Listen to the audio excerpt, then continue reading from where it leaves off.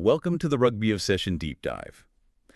Before we really get going into the breakdown today, I need you to do me a huge favor and hit that subscribe button for the Rugby Obsession channel right now. Yeah, it really helps us out. Exactly. We are constantly analyzing, the deepest tactical and human stories in the sport, so subscribing ensures you never miss these deep dives.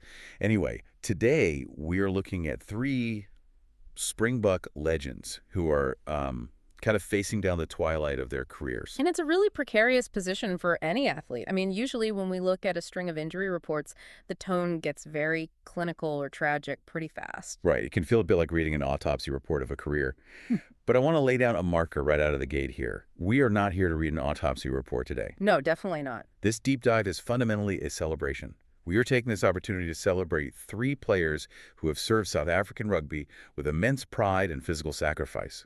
We're looking at Trevor Nyakane, Lood de Jager, and Faf de Klerk. Three absolute icons of the game. Yeah. And we want to see how their incredible battle-hardened legacy is actively paving the way for the next generation. So it's a passing of the torch, not just a medical chart. Which is honestly the exact lens through which we need to view elite professional sports. I mean, if we zoom out, what we are witnessing with these three players is a fascinating look at the natural life cycle of global rugby. That collision of old and new, right? Exactly. You have this inevitable collision where the immense physical wear and tear of a brutal, decade-long career meets the relentless rise of hungry new talent. Yeah. And navigating that collision requires a level of psychological resilience that most people outside of elite sports can barely comprehend. Well, let's start breaking down that collision at the literal foundation of the team. So we're going to the front row to talk about 36-year-old prop Trevor Nyakane. Okay, yeah, the front row. Looking at the timeline here, Nyakane suffered a ruptured Achilles tendon back in February of 2025. He is targeting a return later this year, but the math is getting pretty brutal. Oh, for sure. I mean, he will be 38 years old by the time the 2027 Rugby World Cup kicks off. And while he has been strapped into a walking boot doing, grueling solitary rehab, the Springbok pecking order has completely transformed. Oh, it's arguably the most formidable depth chart in the history of the professional era right now. It is absolutely staggering. You look at the current active rotation, and you've got Oxmuck, Wilco Lou, Thomas du Toit, Jan-Hendrik Wessels, Gerhard Steenkamp, and Bowen Venter all surging ahead of him. It's a massive list of talent. It really is. It's like trying to rebuild the entire transmission on a beloved vintage truck, right, as a massive fleet of brand new high-speed models just rolls onto the lot. That is a great way to put it, because an Achilles tear for a front row forward isn't just a minor mechanical fault. No, it's catastrophic. Exactly. It is a catastrophic failure of the primary load-bearing cable. The entire physics of playing prop relies on transferring thousands of pounds of force from the ground up through your legs and into the opposition pack. And if your Achilles is compromised, your anchor is just gone. Yep, your anchor is gone. In the scrum, the force generated is astronomical. You are dealing with two 900-kilogram packs colliding. If a prop cannot trust that tendon, their spine goes out of alignment, the scrum collapses, and they become a huge liability. Wow. Yeah, I understand the science, but I want to push back on the psychological side of this a bit. Does the sheer volume of high-quality replacements make the mental mountain of recovery impossibly steep for him? That's a really valid question. Because, I mean, when you are doing isolated calf raises in an empty gym and you see Oxnitch dominating on global television, how do you even find the motivation to lace up your boots? It is an incredibly isolating mental space to occupy. There's no denying that. The window to reclaim his spot is rapidly closing.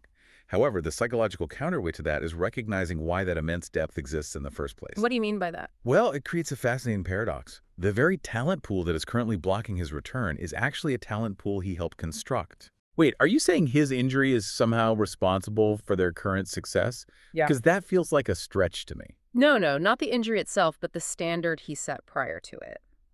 The Springboks do not have this massive crop of world-class props purely by accident. Ah, right. They have them because veterans exactly like Nyakane spent the last decade establishing a phenomenally high baseline of excellence. He was instrumental in building the bomb squad mentality. Right, the idea that the bench isn't a demotion, but a tactical weapon. Exactly. He helped create a hyper-competitive environment where absolute uncompromising physical dominance is the bare minimum requirement just to get a training jersey. I see the connection now. Yeah, So he essentially laid the concrete for the foundation, and now the building is standing incredibly tall, even if he is currently stuck in the basement. that's exactly it. And there is a massive medical silver lining to this depth, too. Because Oxnesh and Thomas Dutoit are operating at peak efficiency, the management does not need to rush Nyakane back. Which is great for his long-term health. Exactly. 10 years ago, a team might have pressured a veteran to play on a partially healed Achilles because there was simply no backup. Today, that lack of desperation allows him the luxury of time to truly heal. Even if it severely limits his odds of playing in another World Cup, it is the ultimate compliment to the foundation he helped pour. Precisely. Well, Nyakane's situation shows us the incredible luxury of a deep talent pool. But before we move into the engine room of the forwards to look at the dark side of that same depth, I want to quickly remind you that if you are enjoying this breakdown, please hit that subscribe button for Rugby Obsession right now. It really is the best way to support what we do. Absolutely. So shifting gears from the front row to Lood de Jager. What happens when an athlete's body is forced into a desperate game of catch-up just to survive in that hyper-competitive ecosystem? Yeah, this is where the medical timeline shifts from purely structural to genuinely frightening. It really does. I mean, his hurdles have been a terrifying mix. He missed the 2023 Rugby World Cup and was sidelined for several months due to pericarditis, which, for those who don't know, is an inflammation of the lining around the heart. Which fundamentally changes the entire recovery protocol. You aren't resting a joint, you are resting the human engine. Right. And he fights his way back from a literal heart condition to return to the pitch in 2024, only to suffer a massive shoulder injury that ruins his season. And now he is facing hip surgery on top of it all. It is a relentless sequence of trauma. I mean, it's just incredible. And actually, I want to pose this directly to you, the listener. Drop down into the comment section right now. How do you view Lood's incredible perseverance in the face of such bizarre, varied, and severe setbacks? Yeah, I'd love to read those comments. Same. Like, is it pure passion for the jersey, or is it athletic stubbornness? We want to hear your thoughts. But from a clinical perspective, how does pericarditis lead to hip surgery 2 years later? The heart isn't connected to the hip joint. It's all about the timeline of elite conditioning. A lock like De Jager relies on an immense cardiovascular base to haul a massive frame around the pitch. When you are sidelined with pericarditis, you are absolutely forbidden from doing heavy, high-impact cardiovascular training. Because your heart literally needs absolute rest. Exactly. And because of that, your bone density, your tendon elasticity, and your fast-twitch muscle fibers all begin to degrade. You essentially lose your physical armor. Precisely. So when the cardiologist finally clears you 6 months later, you are thrown back into a system moving at breakneck speed.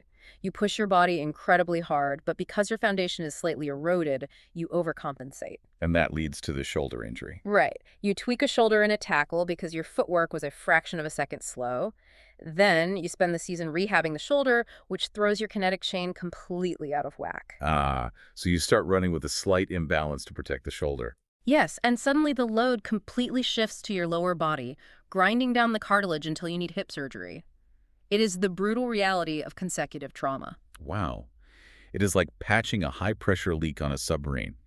As soon as you weld one valve shut, the sheer atmospheric pressure of international rugby instantly targets the next weakest valve. That is the perfect analogy, and compounding this internal struggle is the external pressure. While he has been battling these injuries, younger players like Rua Norche have stepped up beautifully. And then you have R.G. Snyman, literally known as the Viking, who has been showing immense form. Oh, his form is terrifying right now. The Viking is a terrifyingly accurate nickname for him. But let's look at the tactical shift there. De Jager is your traditional tight playing lock. He clears rucks. He calls the lineouts. Snyman plays like a 120-kilogram center, throwing out the back offloads. Yeah, it's a totally different style. Does that stylistic evolution in the second row make De Jager's return even harder? Undoubtedly. Snyman has fundamentally changed the point of attack. If De Jager eventually gets fully fit, he isn't just fighting his own aging body, he is fighting a tactical evolution that favors a looser, more chaotic style. Which makes his willingness to endure all this rehab a massive testament to the core values of Springbok rugby. It is the absolute physical manifestation of a never-say-die attitude. Even if he never plays another test match, the sight of a World Cup winner grinding through his third agonizing rehab in 2 years sets an indelible tone for every young academy player. It shows them the exact price of the jersey. Exactly. That is a profound way to frame it.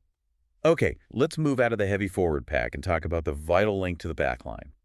Scrum half Faf de Klerk, who is currently facing what the recent reports call a devastating double blow. Yeah, this is perhaps the most complex situation of the three. It perfectly illustrates the ruthless economic realities of modern global rugby. Well, let's lay out the facts. Faf is 34 years old. He suffered a very serious ankle injury that has ruled him out for the bulk of his domestic season. And as a direct consequence, he's been deregistered by his Japanese club. Which is a huge deal. It is. And even before the ankle snapped, he was already falling behind Cobus Reinach, Grant Williams, and Morne Vandenberg in the Springbok pecking order. But I have to say, being deregistered sounds incredibly bureaucratic and cold. It does sound harsh. It feels like losing your security badge while you're on medical leave. For a player of his caliber, it feels almost insulting to just be deregistered. I understand why it feels cold, but your security badge metaphor doesn't quite capture the economic mechanics at play in Japanese League One rugby. It is much less about a corporate HR department and much more like running a Formula One team. Okay, take me under the hood of that F1 metaphor. How does the Japanese club system work? Well, Japanese rugby clubs are predominantly backed by massive corporations, and they operate under incredibly strict foreign player quotas. A club is only allowed a very limited number of internationally capped foreign players on the pitch. So those foreign players are the marquee assets. Exactly. They are the high-performance engines driving the team. If your million-dollar international scrum half suffers a long-term ankle injury, the club simply cannot afford to have that ultra-valuable quota spot sitting idle. Because if the foreign spine of the team is missing, the domestic players struggle, and the team plummets down the league table. Right. The competitive model relies entirely on those marquee foreigners producing. If the primary driver is in the hospital, the F1 team cannot just leave the car sitting empty. They are forced to deregister the injured driver and put a new driver in the seat immediately. Wow. So it is not a personal slight against Faf de Klerk at all. Not at all. It is just ruthless, unavoidable arithmetic. That completely changes the context. But let's look at the physical injury itself. Faf's entire legacy is built on chaotic, fast-twitch disruption.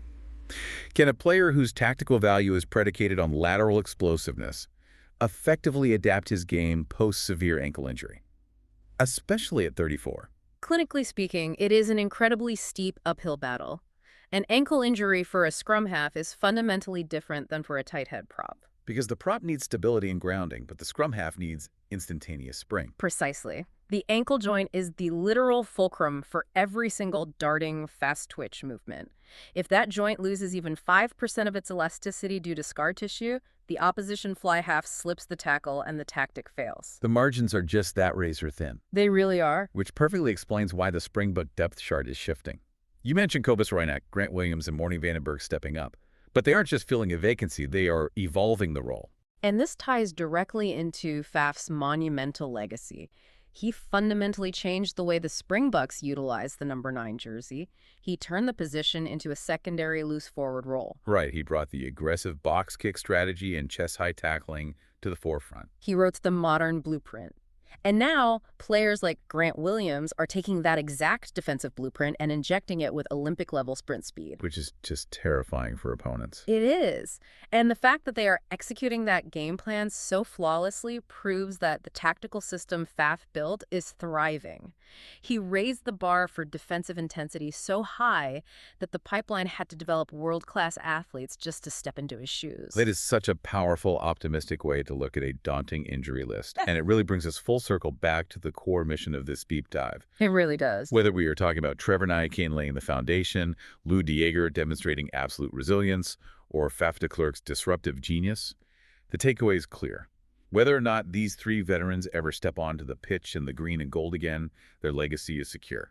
It is impenetrable. They did not just play the game, they changed the culture of South African rugby forever. They truly did. And we want you, the listener, to be a major part of celebrating their careers. Drop down into the comments and tell us, how will you remember the peak eras of Nyakane, de Jager, and de Klerk? Yeah, we really want to hear your favorite memories. And while you are reflecting on that, I want to leave you with one final, broader concept to mull over. Oh, I love these. What do you have? We have spent this entire deep dive analyzing the replacement of physical bodies. But what happens to the institutional knowledge when three players with such vast battle-tested experience simultaneously step away? Oh, wow, that's a great point. You are looking at a combined century of rugby IQ leaving the locker room. Knowing how to manage a hostile referee or the dark arts of the scrum, can a team ever truly replace that kind of deep tactical wisdom with just younger legs? Ooh, that is a fantastic, lingering question. Does the physical upgrade ever truly compensate for the mental void left behind? That is definitely something for you to chew on until next time. It's a tough one to answer. It really is. And to make sure you are right here with us for the next discussion, give that subscribe button one last click for the Rugby Obsession channel.